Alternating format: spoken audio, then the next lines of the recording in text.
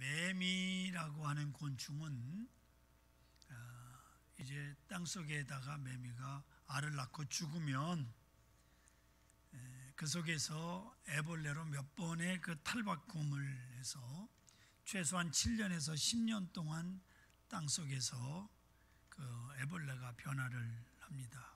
그리고 마지막에 매미의 형상을 가지고 기어 나와서 나무 위에서 껍질을 벗고 매미가 되지요. 처음과는 비교가 되지 않는 전혀 다른 차원의 곤충이 됩니다. 매미의 일생이라고 하는 것은 길어봐야 한 달에서 20일 살다가 일생을 마칩니다. 7년에서 10년 동안 땅속에서 몇 번의 껍질복 변화가 되다가 그렇게 일생을 마친다고요. 나비나 잠자리도 그렇습니다. 정도의 차이는 있지만 거의 비슷합니다. 그런데 여러분, 사람도 일생 동안에 몇 번씩의 큰 전환점을 맞이하게 됩니다. 사람도 그런 사건들 속에서 인생의 모습을 바꿔가면서 한 단계씩 발전해 가는 삶을 살게 되는 겁니다. 어린아이들이 한번 호되게 아프고 나면 재롱이 한 가지씩 늘어나는 것처럼 말입니다. 이 변화, 이것이 바로 사람을 사람 되게 하고 사람으로 하여금 아주 원숙한 삶을 살아가게 하는 가장 중요한 조건입니다. 오늘 본문에 나오는 사울이라고 하는 사람이 그 변화의 가장 좋은 사례에 해당되는 사람이었다. 이 사람은 예수님을 만남으로써 그 인생에 엄청난 변화를 겪은 사람입니다. 그래서 그 이름이 사울에서 바울로 바뀌었습니다. 사울이라고 하는 이름은 구한다라는 뜻을 가지고 있습니다. 그러니까 사울은 변하기 전만 해도 굉장히 야심이 있었던 사람, 공명심과 명예심도 대단했고요, 자신의 목적을 위해서는 수단과 방법을 가리지 않을 만큼 야심에 찬 사람이 사울이었습니다. 그래서 그 이름이 구한다라는 뜻이 들어있는 사울이라. 그런데 이 사울이 어느 날 예수님을 만나면서부터 그의 인생에 굉장한 변화를 겪습니다. 그래서 그의 이름이 사울에서 바울로 바뀝니다. 바울이라고 하는 이름은 작다라는 뜻입니다. 이 말은 모든 사람들보다 더 작은 자, 이게 바울입니다. 그러니까 사울의 인생은 어느 날 예수님을 만남으로 인해서 그 인생이 엄청나게 변화된 인생을 살게 된 것입니다. 그래서 오늘 이 사울이라는 사람의 인생 변화를 보면서 은혜를 나누고자 하는 것입니다. 세 단계의 변화를 거쳐서 그의 인생이 마침내 온전한 그리스도인이 되었습니다. 첫 번째로, 처음 그는 자기 중심적인 사람이었습니다. 사람은 누구나 다 자기 중심적인 인생으로 출발합니다. 사울도 그렇습니다. 사울의 청년 시절을 보시면 그는 세상에서 입신하기에 아주 좋은 배경을 가지고 태어난 사람. 그는 우선 환경이 좋은 곳에서 태어났습니다. 그의 고향이 길리기아 다소입니다. 지금 터키 지역의 동남쪽 바닷가, 굉장히 날씨도 좋고 환경이 굉장히 좋은 곳입니다. 당시 다소는 길리기아라고 하는 곳의 수도입니다. 동서양의 문물이 함유되는 지점이 있기 때문에 번화하고 화려한 큰 도시가 바로 다소, 길리기아의 수도 다소입니다. 그렇기 때문에 사울은 어려서부터 세계적으로 발전된 로마의 문명의 영향을 듬뿍 받으면서 자연스럽게 세계적인 안목을 가지고 자라날 수 있었습니다. 거기에다가 사울은 헬라 문명의 영향도 받고 자랐습니다. 당시 문화의 중심은 헬라 문화였습니다. 거기서 자연스럽게 넓은 안목과 자유로운 사회 동포적인 가슴을 가지게 되었습니다. 이 사회 동포적인 가슴이라고 하는 표현은 천하 모든 사람들이 모두 형제라는 뜻입니다. 그래서 사울은 머리는 아주 헬라적으로 시원하게 탁 트인 논리적이었고 세계로 열려진 오픈 의식을 가지고 살았던 사람입니다. 그리고 그의 가슴에는 유대인의 피가 흐르고 있었습니다. 어머니, 아버지 유대인입니다. 이 말은 사울이 아주 보수적인 신앙과 바리새적인 전통 신앙을 소유한 열정적인 사람이었다 하는 말입니다. 거기다 사울은 자질이 아주 우수했습니다. 학문으로는 당대 줄이었던 가말리알 문화에서 아주 엄격한 율법 교육을 받았습니다.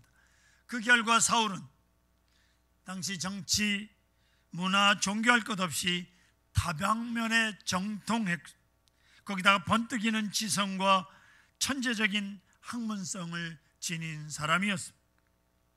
이 같은 자질의 탁월성 때문에 사울은 자연스럽게 기성 세력들로부터 일찌감치 장래가 촉망되는 사람으로 인정을 받았던 것입니다. 그래서 사울은 기성 세력의 지시에 따라 그리스도인들을 무자비하게 탄압하는 데 앞장을 섰어요. 그것이 곧 자신의 입신에 큰 도움이 되었기 때문에 사울은 그리스도인들을 핍박하는 데 더욱 열심이었던 겁니다. 또 그런 자신의 행동에 대해서 사울은 아주 만족해했습니다. 그래서 기성 세력들이 경계하는 그리스도인들을 무조건 핍박하고 증오심을 가지고 탄압하면서도 일말의 부끄러움이나 수치감을 느끼지 못했습니다. 당연한 거니까. 그러기에 스데반이 돌에 맞아 죽을 때도 그 곁에서 죽어가는 광경을 보면서 연민의 웃음을 지었던 사람이 바로 사울입니다. 사울의 그런 자신의 행동이 곧 하나님을 위한 일이라고 굳게 믿었습니다.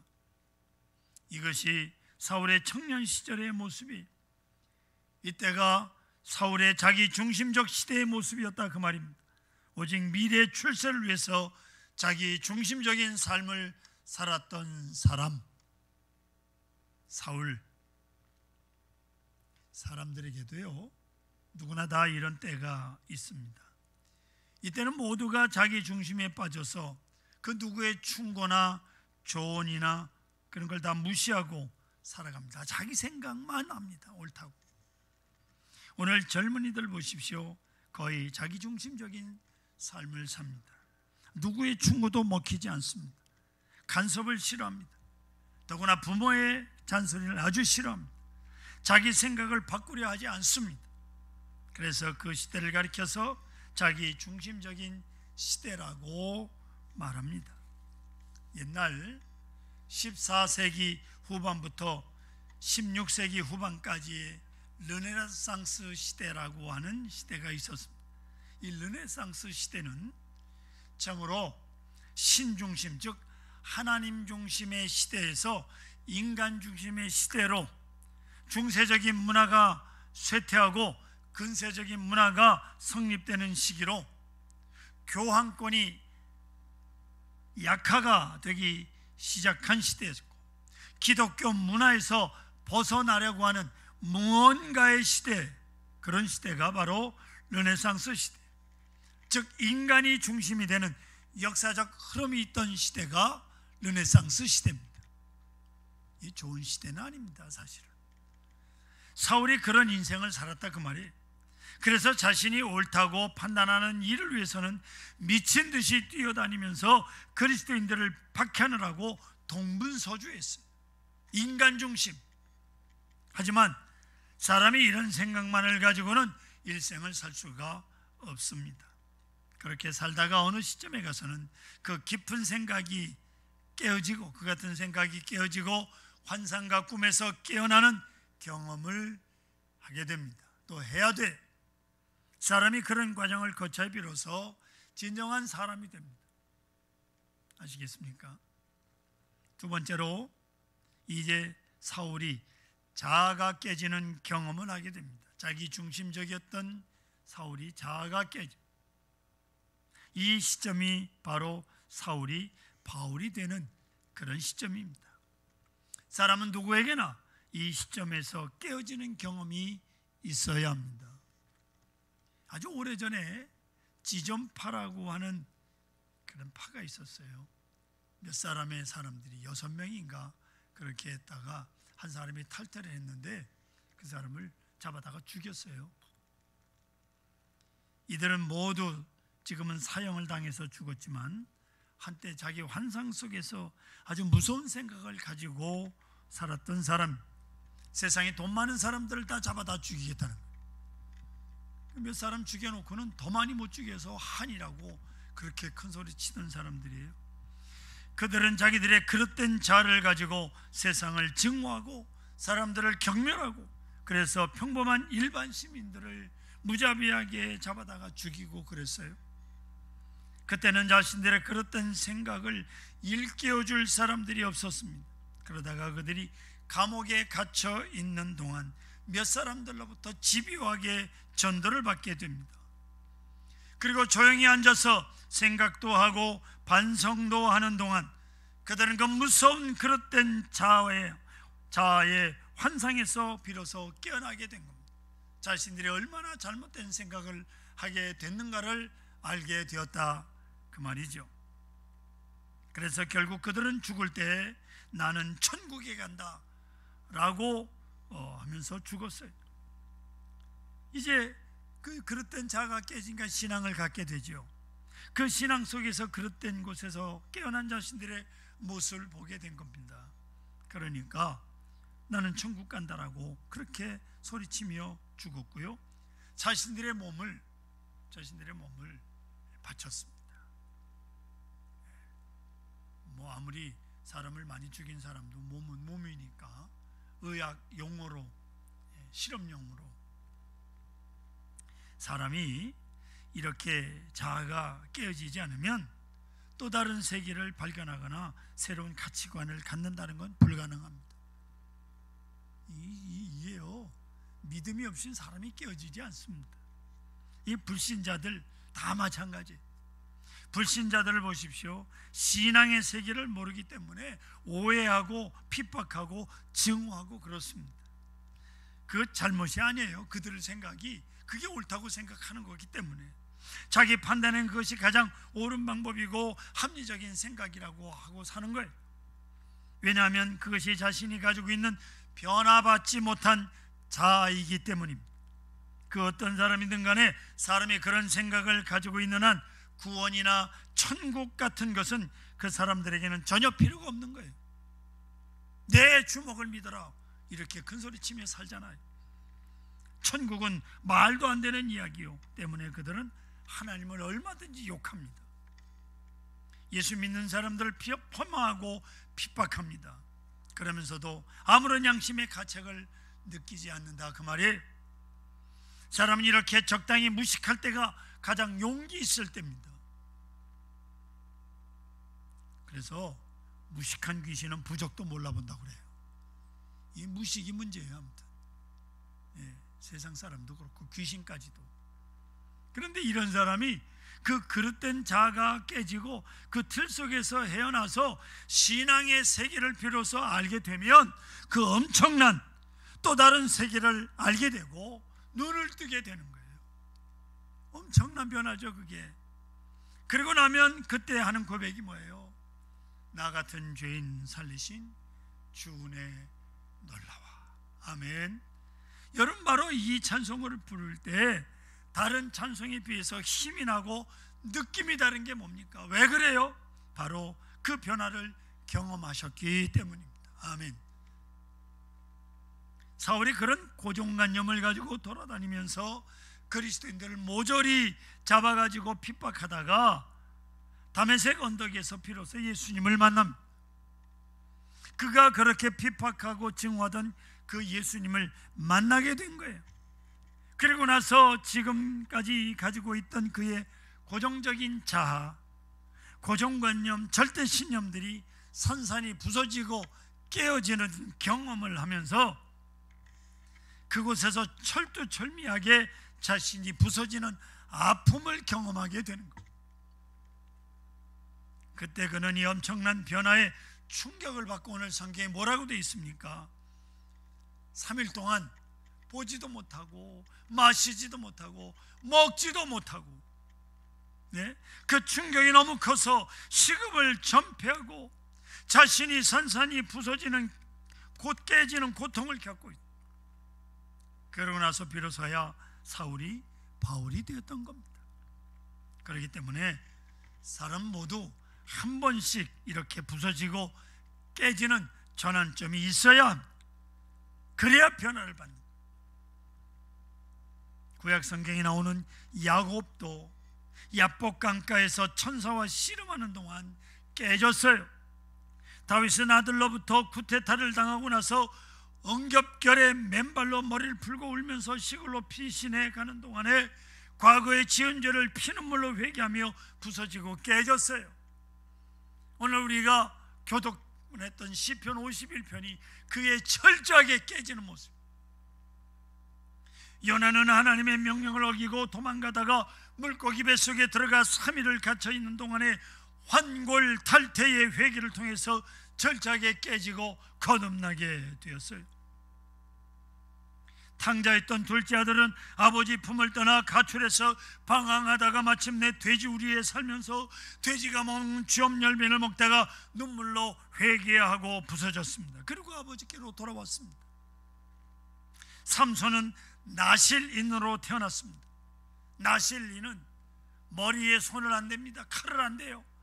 입에 술을 대지 않습니다. 그럼에도 불구하고 본분을 망각하고 술과 호색과 연락을 즐기다가 마침내 눈이 빠지고 맷돌을 돌리며 수모를 당하고, 그리고 나서 눈물로 회개하고 깨어졌어요. 본분을 잊어버리면 안 되는 거잖아요. 이 사람들은 모두가 그렇게 깨지고 부서지는 아픔을 경험하면서 새 인생을 맞이하게 된 사람들. 사람은 누구나 이렇게 깨지는 경험을 해야 되는 것입니다. 깨져야 할 때 깨지지 않으면 자기의 본의의 자아가 그대로 남아서 그 인생을 괴롭혀요. 그래서 어떤 사람은 나이가 들었는데도 불구하고 여전히 말하는 것이나 생각하는 것이 철없는 행동을 하는 사람들이 있어요. 여러분 주위에 있잖아요. 깨어지지 않아서 그래요. 깨지지 않으니까 곁에서 보면 영락없는 그리스도인처럼 보이는데 그 속을 보면 여전히 사울 그대로 남아 있어서 고집과 혈기와 편견을 극복하지 못하고 살아가는 사람들이 있습니다. 입으로는 예수님을 말하고 은혜를 말하고 믿음을 말하고 천국을 말하고 있지만 가슴은 여전히 변화되지 못한 채 사울 그대로 남아 있어서 열정도 없고 싸늘하게 식어진 채로 살아가는 분들이 있습니다. 그러니 그런 가슴 속에서 무슨 힘이 나오고 용기가 나오고 고백다운 신앙 고백이 나오겠습니까? 그렇기 때문에 그 입에서 예수를 전도하는 모습이 보이질 않는 거예요. 깨져야 돼요. 깨지십시다. 그래야 그 굳은 마음에서 생수가 나오고 체면도 극복하게 되고 자존심도 부서지게 되고, 그래서 비로소 사울에서 바울로 변화받을 수 있는 거예요. 아멘. 깨질 때 완전히 깨어져. 깨지되 완전히 깨지지 않으면 얼마 못 가서 다시 내 속에서 내가 일어납니다. 어느 장로님이 양조장 근처를 지나시다가 물씬 풍기는 막걸리 냄새를 맡고는 참 기가 막히게 냄새가 좋네 하더랍니다. 참 기가 막히게 냄새가 좋다. 사람이 변해서 장로가 되었는데도 불구하고 옛날 마시던 그 막걸리 냄새를 맡자마자 속에 가라앉아 있던 옛날에 내가 순식간에 꿈틀거리고 살아난 거예요. 그러니까 그 술 냄새가 역겨워지는 것이 아니고 기가 막히게 코를 찡하게 움직이게 했던 거죠. 깨지되 완전히 깨지지 않으면 그 근성이 이렇게 속에서 살아있다가 되살아나는 거예요. 되살아나는 거예요. 어느 고등학교에서 학생들끼리 싸움이 벌어졌는데 한 학생이 힘이 붙였는지 연필 깎는 칼로 싸우던 상대방을 찔렀어요. 참 비겁한 일인데, 그러자 학교에서 학생들의 책가방을 모조리 조사해서 칼을 모두 회수했습니다. 그리고 앞으로는 어느 누구도 칼을 가지고 학교에 오지 못하도록 주의를 줬어요. 주의를 내렸습니다. 이것이 소위 우리식 교육이요, 대한민국 교육이 이 모양이에요. 아시겠습니까? 보세요. 칼을 뺐으면 뭐합니까? 사람을 해칠 수 있는 게 칼 말고 얼마나 많아요. 뾰족한 캠퍼스도 있고 연필도 있고 볼펜도 있지 않습니까? 그것뿐이에요? 주먹도 있고 발도 있고 책상도 있어, 의자도 있고. 의자 들어서 그냥 후려치면 어떡합니까? 문제는 칼이 아니고 인간이 깨지고 마음이 깨지는 것이 문제입니다. 학생 조례를 만들어 가지고 선생님들이요, 조는 아이 건드리지도 못해. 수업 시간에 나가도 아무 소리도 못해. 마음이 깨지고 인간이 깨져야죠. 이것이 깨지고 부서지면 모든 것이 다 해결되는 거예요. 사울이 비로소 바울 된 것은 그가 다메섹에서 예수를 만남으로 부서지고 깨어졌기 때문에 폭군 같았던 사울이 변하여 양같이 양순한 전도자 바울로 변신을 했던 겁니다. 예수님 만나서 깨어지기 전에는 사람 안 변한 줄 아십시오. 세 번째로, 그리고 난 후에 하나님은 바울을 전도자로 사용을 했어요. 사람이 이 과정을 거치지 않으면 주님으로부터 부름을 받을 수가 없습니다. 사울이 다메섹에서 깨어짐으로 하나님이 그를 불러 이방 전도자로 삼으셨잖아요. 요나가 물고기 뱃속에서 깨어짐으로 하나님이 그를 니느웨로 보내서 구원의 소리를 외치게 했죠. 다윗이 피난길에서 슬피 울며 철저하게 깨짐으로 피난길에서 회복돼서 다시 용상 왕의 자리로 돌아갈 수 있었어요. 그냥 된 게 아니에요. 야곱이 야복강가에서 환도뼈가 부러지면서까지 철저하게 깨짐으로써 20년 동안 원수로 지내던 형과 화해하게 되었고 남은 생에 비로소 거룩한 사람으로 살아갈 수 있었다, 그 말이에요. 그리고 모세가 미디안 광야에서 40년 동안 철저하게 부서지고 깨지는 아픔을 겪는 동안 성숙해지자 하나님께서 그를 불러서 애굽에서 이스라엘 백성들을 출애굽시키는 귀한 사역을 그제서야 모세에게 맡기셨다. 사랑하는 성도 여러분, 여러분의 현주소는 어디입니까? 현주소가 뭐예요? 아직도 사울 그대로 있습니까? 예? 예수가 누구냐고 묻는다면 여러분 뭐라고 대답하십니까? 그분이 나의 구주이시며 나의 주님이시라는 확실하게 고백을 하십니까?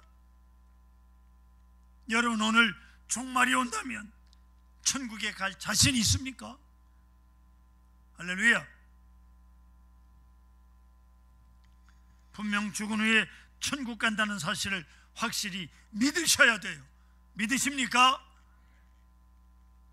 이 사실을 아직 믿지 못한다면, 그리고 확신이 없으시다면 왜 그렇게 자신이 없고 믿음이 없으십니까? 그것은 변화되지 못해서 그래요.